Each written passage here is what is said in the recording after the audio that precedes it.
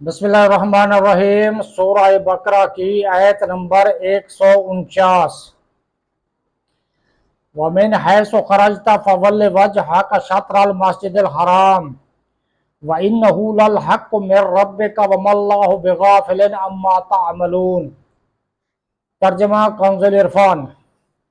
اور اے حبیب تم جہاں سے آؤ اپنا منہ مسجد حرام کی طرف کرو، اور بے شک یہ یقیناً تمہارے رب کی طرف سے حق ہے، اور اللہ تمہارے کاموں سے غافل نہیں۔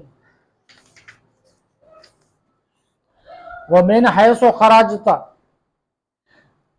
اور تم جہاں سے آؤ، یعنی اے حبیب صلی اللہ تعالیٰ علیہ وآلہ وسلم، آپ خواہ کسی شہر سے سفر کے لیے نکلے، بہرحال نماز میں اپنا منہ مسجد حرام یعنی کعبہ کی طرف کریں، کیونکہ جس طرح حالت اقامت میں کعبہ کی طرف منہ کرنے کا حکم ہے، اسی طرح سفر میں بھی یہی حکم ہے، اور بے شک کعبہ کو قبلہ بنایا جانا ضرور آپ کے رب عز و جل کی طرف سے حق اور حکمت کے عین موافق ہے، اور اے مسلمانوں، اللہ تعالیٰ تمہارے اعمال سے غافل نہیں، اس لیے وہ تمہیں اس عمل کی بہترین جزا دے گا۔